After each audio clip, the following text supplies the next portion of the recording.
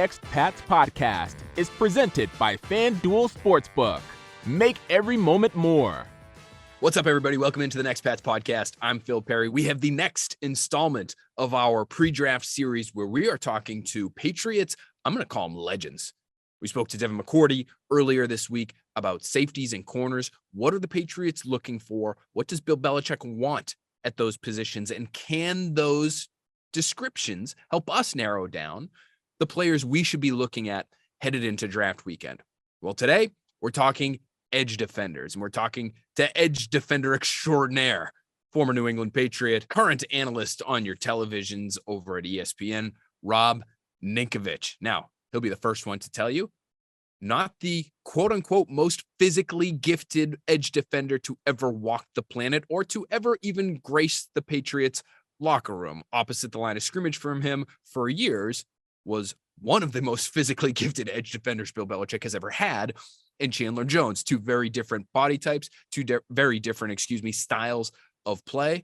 But Ninkovich understands what Bill Belichick wants at that spot, even though every player at Belichick's disposal is going to have a different set of tools. So without further ado, let's get right to our conversation about edge defenders and what Bill Belichick likes there with one Robert Ninkovich.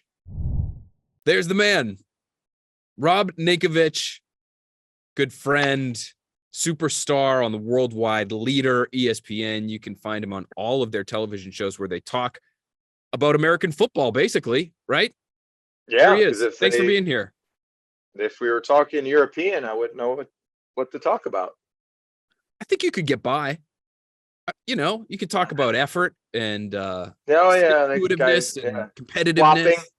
I would be really against the flopping. That would be very upsetting to me. All that fake stuff, I hate that. Like the LeBron, it's like the LeBron. It's like the flopping of the NBA. LeBron, that came from Ronaldo. We're blaming Ronaldo now for the flopping problem. So every time I watch Marcus Smart play, and it frustrates me when he's just flailing all over the floor, or no one touches him. No. When I see Tatum go to the hole and like do one of these and like, and then just turn it over, I'm like, what are we doing? But that's our modern NBA. I'm sure. Rob, did you play high school basketball? Hell no. No, I did not, because my high school basketball team was actually very good. We had James Augustine, who was actually drafted into the NBA, played for the Orlando Magic. He was on the 2005 Illinois basketball team where they had D. Brown. He was a power forward. Okay. He's a 6'11". James Augustine. He was number 40. Yeah. I was thinking of a different Illinois player, but that name struck me as an Illinois. He was a bald kid. Was he with D. Brown? And D. Brown and Williams. Yeah. Yep. That team was awesome. They were really good. They lost to North Carolina in the championship. Okay, so no high school basketball for Rob Ninkovich. I was just going to say you wouldn't have been that. I could have pigeonholed you as the guy who was sort of like off the bench doing all the dirty work, taking the charges every once in a while, but that wouldn't have been your game. I just didn't. No, I was too big and not tall enough. All right. Well, the football thing ended up working out for you pretty well. So let's talk about some football here. I read something today that to make it in the NFL is similar to being struck by lightning. In terms of the percentages, huh? The number of people who play and the number of people who make it to the league? Yes. Yeah. Look at you. Look at you.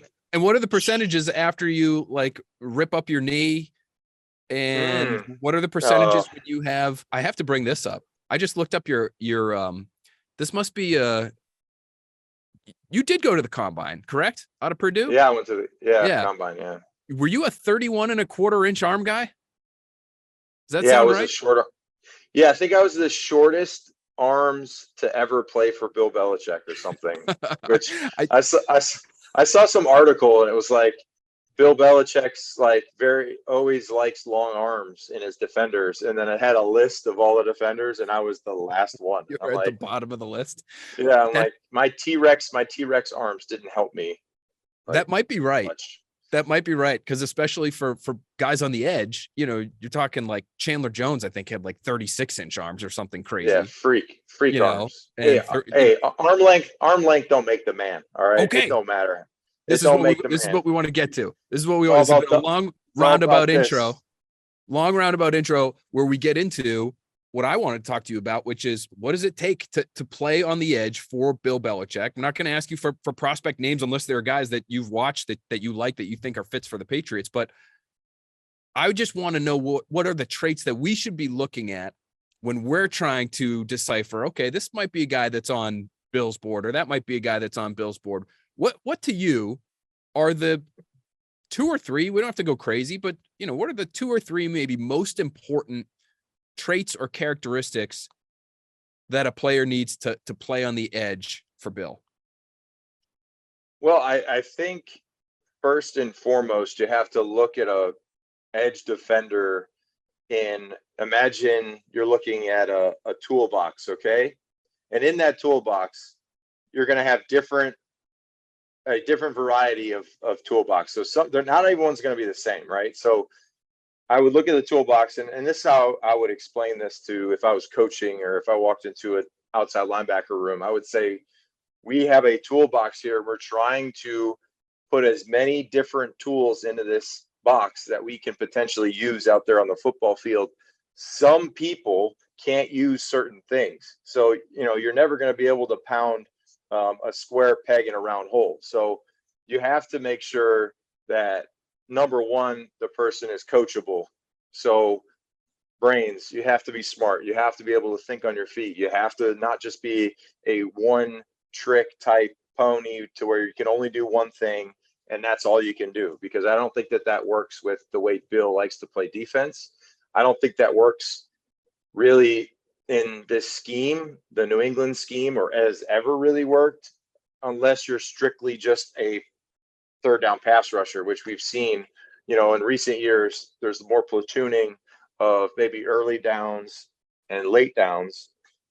But then if you're one of those guys, you have to bring something else to the table. You have to either be a punt team contributor or some type of specialist contributor, because you can't just have all these little roles and niches for people and have no special team players. So I think first and foremost, like I said, is you're upstairs, shoulders up. You got to be smart. You got to be able to learn on the fly and adapt.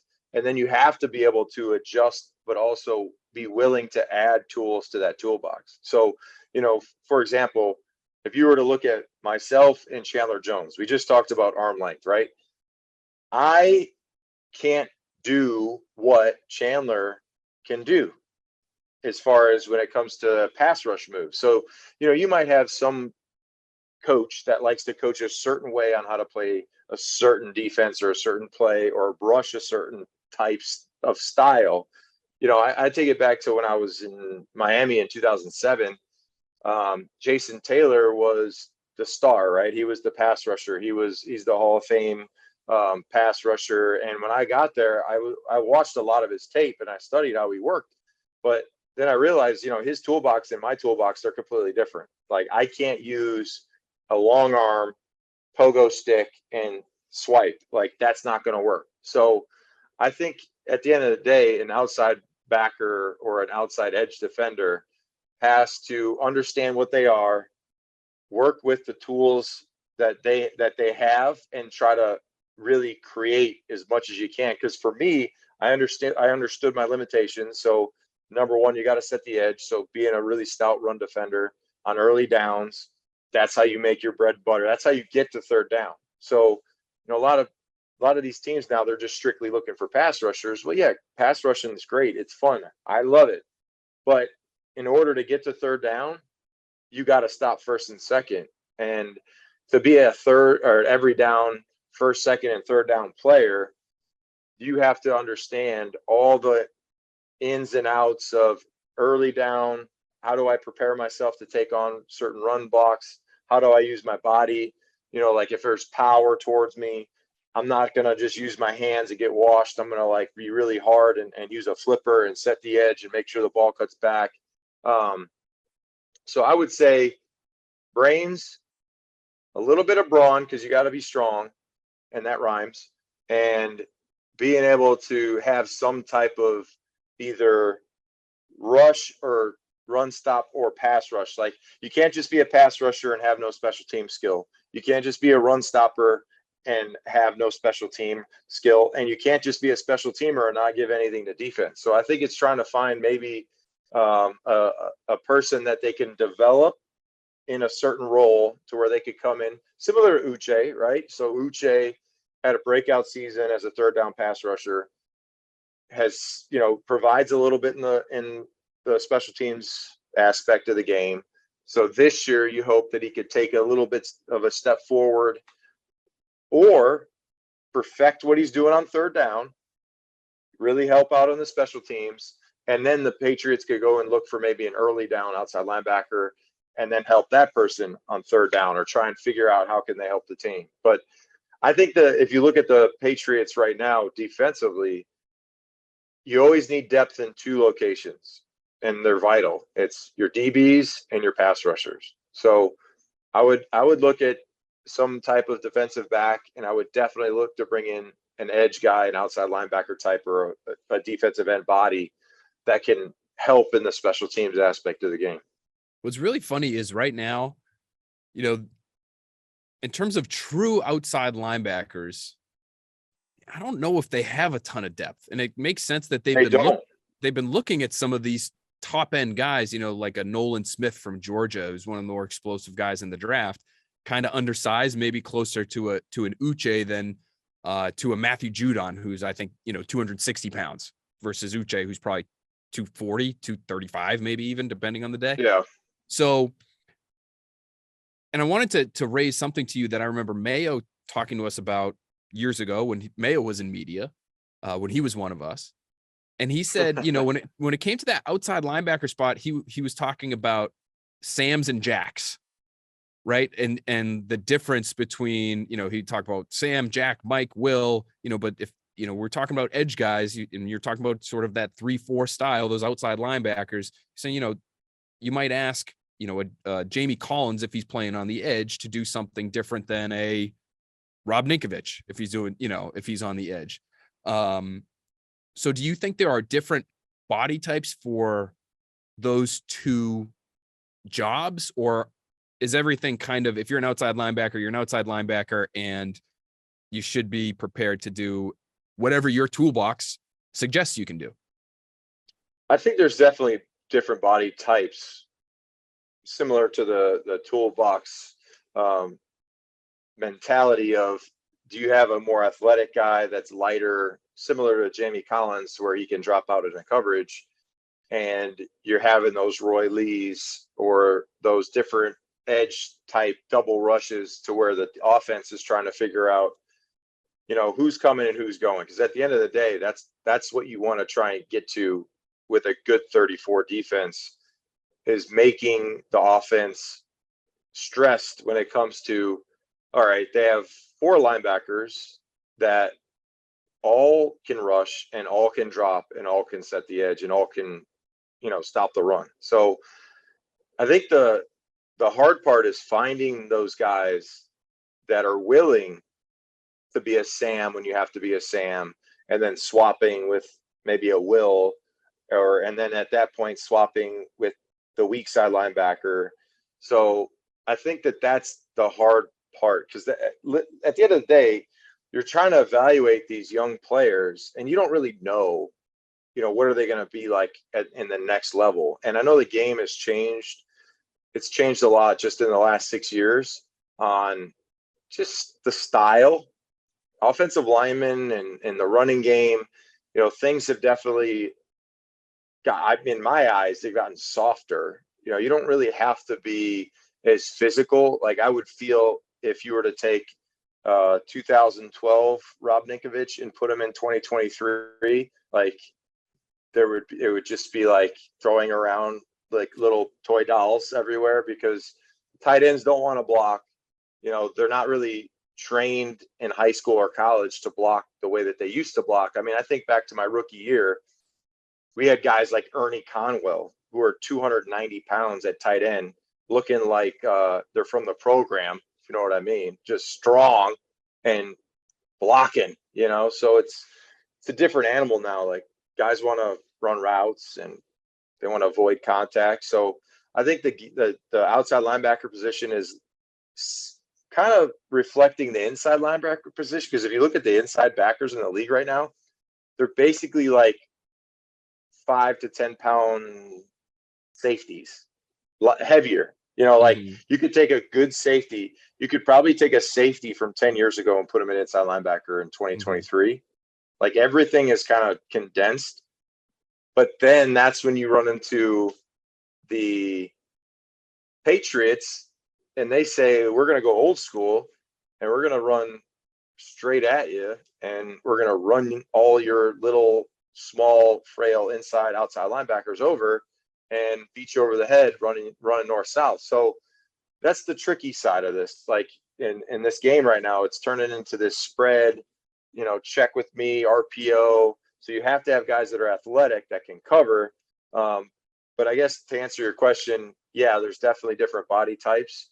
And at the end of the day, you want all your linebackers to be able to understand, okay, I can play outside, I can play inside, we can swap coverage. I could take your responsibility, you could take mine, we could swap with a safety. And that's when the Patriots that I played with were really, really good, because it was like me, Mayo, Hightower, Jamie. We were able to communicate with the back end.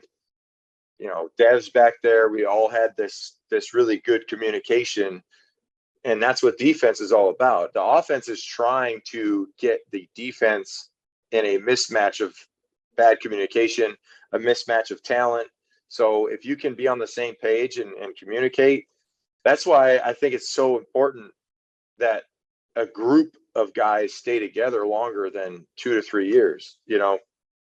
I was here a long time and I was with the majority of the same guys, give or take a few people moving here or there. But for the majority of the time, I had the same guys next to me. I had the same guy in the back, making calls. So if they could get back to that and having some more stability, I think it'll help them this season. So I'm just thinking back over what you've told us here so far. You have to have above the shoulders, you got to have something going on in that coconut there that allows you to take the coaching that Bill Belichick and Mayo and Steve Belichick are going to be throwing at you. You have to be, it sounds like you have to be versatile, because you have to be able to exchange 100%. responsibilities and do multiple different things. Let me ask you, because I know you follow the team closely and they do have such differing body parts now that play on the edge here. If there was one that maybe they would want to draft early, I'm thinking of 3 really different body types now. So Judon to me is sort of they have him out there for, 3 downs when they can. 260, can rush the passer, but he's big enough to play on early downs too. Then they have Uche, who's a little bit lighter, smaller, true third down pass rusher. And then they have Dietrich Wise, who has been so effective the last few years. I mean, I really give the guy credit. Feels like he's had to remake his body at different times to kind of adjust to what the defense is in New England, and has become a team leader and has performed. But he's more of a, you can play him on the edge, but then on third down, you kick him inside to play, against a guard maybe. So he's not much of a cover guy. No, he's not going to be covering. And you wouldn't even really call him an outside linebacker, right? He's probably meeting with the defensive lineman, I would think, during the week, he's being in that outside linebacker room. Yep. I would say of the 3 body types, because I'm biased because I'm more of the Uche, 260 style body type. Judon, you mean? I think Judon. Mm-hmm. I think that the durability aspect of stuff can kick in when you're playing first, second, and third down. You can't be undersized and expect to play 17 games.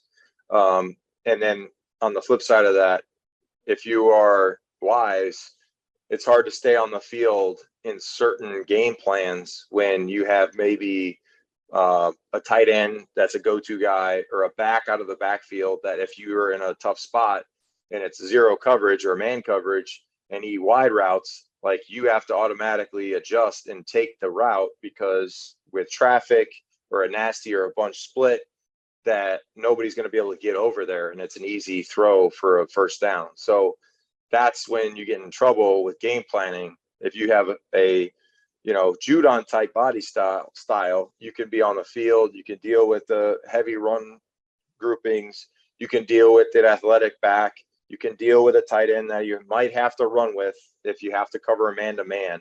So that's kind of where I go with what I see as an ideal body type. I love it. All right. Well, we're going to dig into our research here, into some of our reporting, and we're going to find a name. We're going to pluck out a name, and I'll let you know who it is. I have no idea who it would be right now. Have you been following the draft? Do they ask you to do any draft coverage for the worldwide leader there? I don't do much draft coverage. I'm just talking Aaron Rodgers like everyone else, and Lamar, the Jets, and Lamar going to get signed. How about Hurts just got a big payday? Big old payday. You know what? I find that so interesting is because to me, that's a great example of a team really catering to their quarterback, right? They change their offense for the quarterback. He's got this great offensive line. They bring in these weapons, early first round pick. They pay AJ Brown.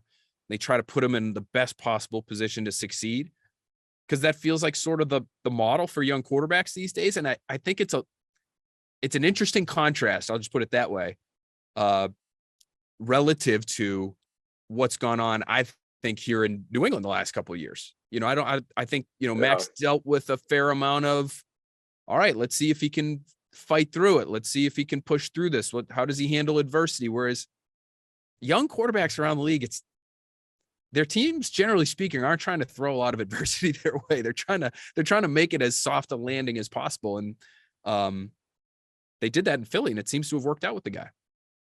I mean, he's a coach's son, so I like how he kind of presents himself, how he interviews. He seems to be level-headed and always even keel. You really don't see him rattle too much, so I think that's a really smart move by the Eagles, because, say he has another terrific year this year, his number just keeps going up and up and up. And, there's going to be a few quarterbacks that are going to get signed relatively soon. You look at Burrow, who knows what's going to happen with Lamar. You look at the kid out in LA Chargers, Herbert, he's going to get paid soon. So I think it's smart of him to grab it right now, get the big guarantee, like he's set for life.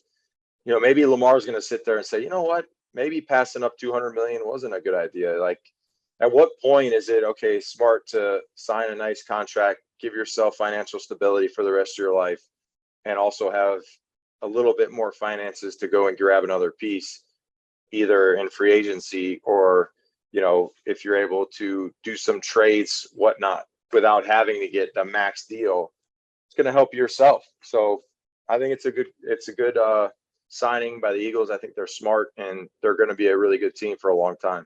Can I just ask you, because I know you've been a Mac Jones supporter, I think is a fair term to use on your Dan and Ninko show. Great podcast, by the way.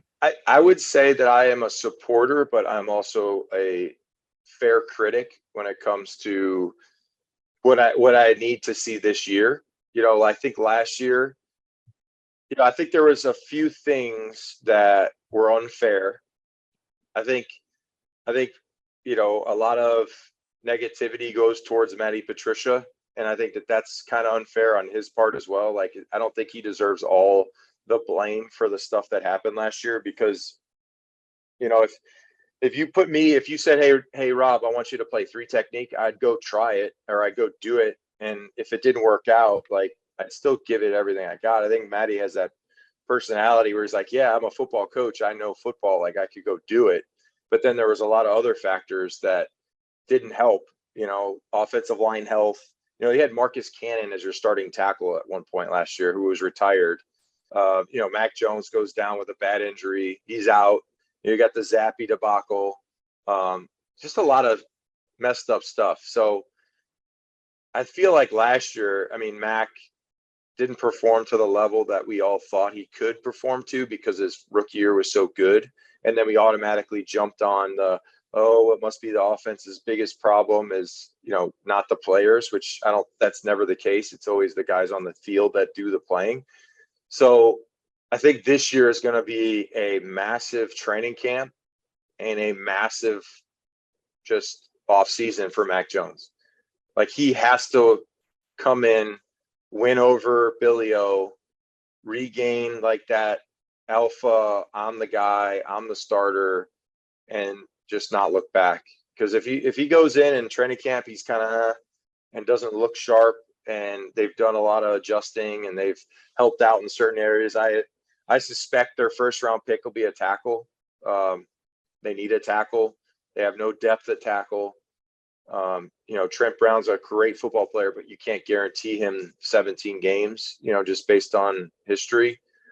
So I think that in back-to-back years, they'll draft a first-round lineman, and people will probably freak out like, oh, we just did that last year. And then after that, you could grab a receiver, DB, pass rusher.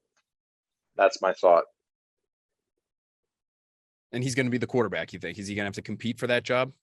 Yeah, I think I think him and Zappy are going to compete. I think there's going to be a competition. I don't think it's going to be a clear cut, like Mac is the starting quarterback. Sure, right now, like you could say he's penciled in as the number one, but just like every season and every single training camp, there is a clear competition. So I think they need that. Be really interesting to watch it play out. Hopefully we'll see you at some point in person before we get to training camp, but you have to get off to Disney World right now. Mr. Disney, employed by Disney. I just swallowed spit. Anyway, yeah. It's not, if you're on a flight with Rob Ninkovich down to Orlando, he's not sick. He's not sick. He just. No, I just went on a long tangent. I forgot where I was at. I just went like complete blank and just was speaking, and then had a little tickle.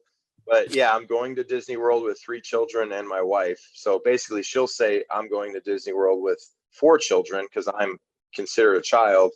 But I would like to think that she's not wrong. I'm definitely a big child, but I would like to think that I can bring something to the table when it comes to order and controlling our children in Disney World.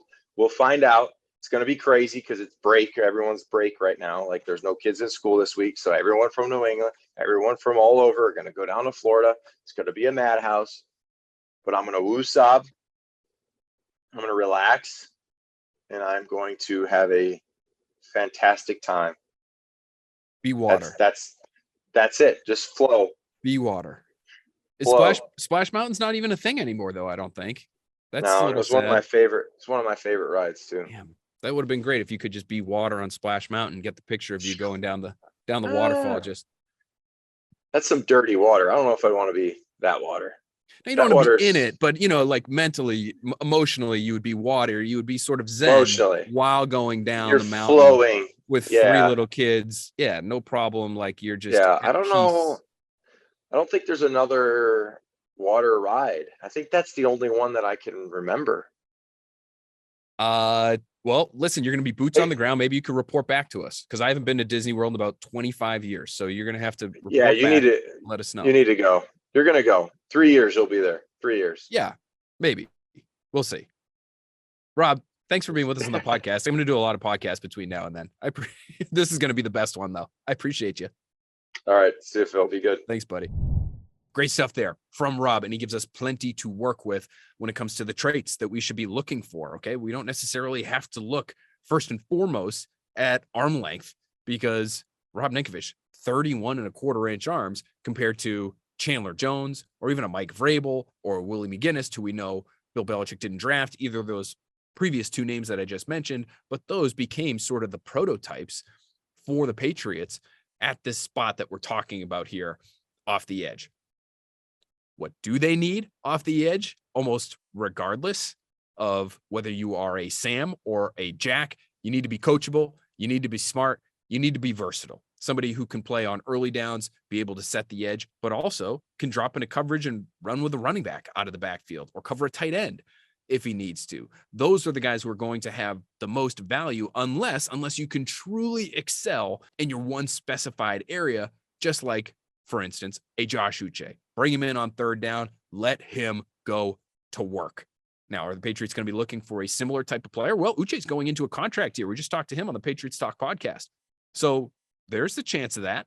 Nolan Smith, we mentioned the conversation with Rob out of Georgia, a little bit undersized, quote unquote. He's in the 230s, but all kinds of explosive. He was actually a great run defender for the Bulldogs. So maybe the Patriots would bring him in and they'd be willing to give him a shot on early downs. Maybe they feel like he could gain a little bit of weight. They look at his frame and they say, yeah, he's in the 230s now, but he could be in the 240s as a rookie. And we'd be totally comfortable with him opposite Matt Judon on first and second down. And we'd keep him on the field on third down. That's how highly we think of this guy. Maybe that'll be the case. Or maybe they'll be looking early in the draft at one of these Dietrich Wise types off the edge. Lucas Van Ness, for instance, out of Iowa, play for Kirk Ferentz, has that edge to inside sort of versatility that we know the Patriots like. On third down, you want him working against shorter armed guards and centers to be able to try to get to the quarterback, use that tenacious playing style that he has, that unrelenting motor that he has to try to get to the quarterback that way. That could have value for the Patriots here too. But we're going to stick with what Rob Ninkovich said. He admitted he's a little partial, but he likes those guys that can do a little bit of everything, a la Matt Judon, a la Rob Ninkovich. 260-ish pounds maybe, but can set an edge, can run with somebody in coverage, and can also, of course, get after the quarterback when asked to pass rush. So who fits the description? We're going to do what we did in our previous installment of this series that we've got going before the draft. We're talking to these Patriots legends.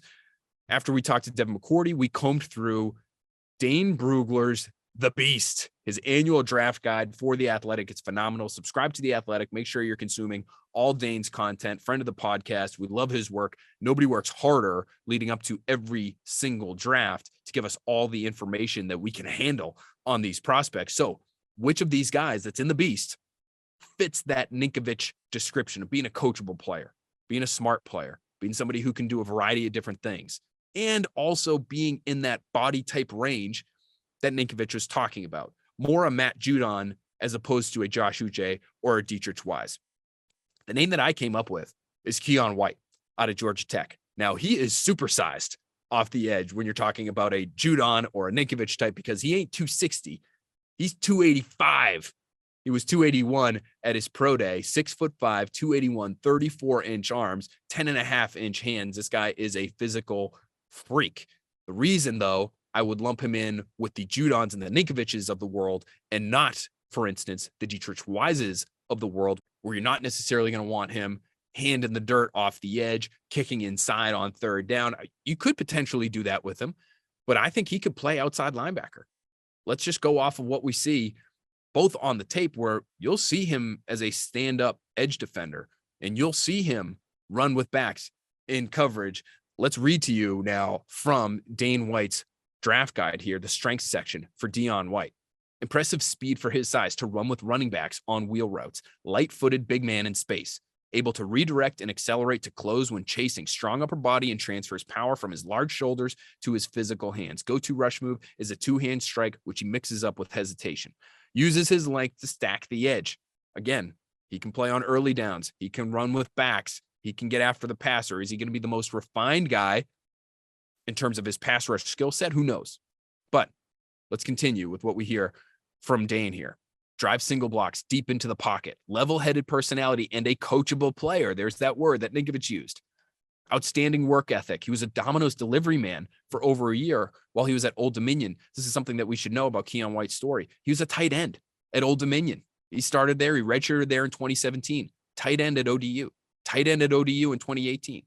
Tight end at ODU in 2019. And he moved to defensive end during the spring leading up to that season. So he started out his first 2 years at tight end. Then he goes and he becomes an edge defender for Old Dominion. And in his first season there, he has 19 tackles for loss and 3.5 sacks. Then the COVID season hits and the season gets canceled. He transfers to Georgia Tech, ends up getting hurt there, doesn't play a whole lot in 2021, and then explodes in 2022. 14 tackles for loss, 7.5 sacks with a pass defense as well. So you're betting on some upside, in my opinion, for Keon White here, not only based on the athletic traits that he has shown to have, but just based on the rawness with which he plays the position in all likelihood right now, because he's only been doing it for a few seasons. But again, these guys don't grow on trees. And if he can be taught, he gets in the lab with Bill Belichick, with Joe Kim, who's the pass rush specialist, defensive line coach for the Patriots, DeMarcus Covington, working with those front seven defenders for the Patriots, a defensive lineman in particular, Steve Belichick, Gerard Mayo. He can get some good coaching here in New England. Maybe you can really tap into that potential and you can tap into that growth that you may perceive is locked up there in that behemoth frame that White is bringing to the table. Here's more from Dane's draft guide. White is a rangy mover for his size, capable of spot dropping with running backs or collapsing blocks off the edge with his physical hands. Overall, White is still developing his craft and pass rush technique, but he's a high motor, height, weight, speed edge player with power as a bull rusher and the mass to anchor versus the run. There's that versatility that Rob Ninkovich is talking about. He's a scheme-proof prospect and projects as a rotational base end as an NFL rookie. I would say base end suggests 4-3 defender, and that might be his best fit. But all of those traits, the ability to run with running backs on wheel routes, to rush the passer, to set the edge, he has experience as a 2-point stance defender off the edge of the line of scrimmage for Georgia Tech. He could be an outside linebacker in this scheme, in my opinion. Now, do they want him at 280 pounds? I don't know. That is, again, that's supersized, but he holds that weight well. And it doesn't impact, seemingly, his movement skills whatsoever. So I like Keon White as our Rob Ninkovich fit for the Patriots. Not necessarily what Ninkovich was, but when you ask Ninkovich now, in terms of the priorities that the Patriots will have at that position, what they like to look for, intelligence, versatility, size, Keon White seems to bring it all to the table. All right, guys, that'll do it for this edition of the Next Pats podcast. Thanks so much for being with us. We're going to continue to roll these Patriots Legends episodes out as we get closer to the draft. We'll get James White coming up on an episode in the very near future, so keep an eye out for that. We'll talk to you very soon.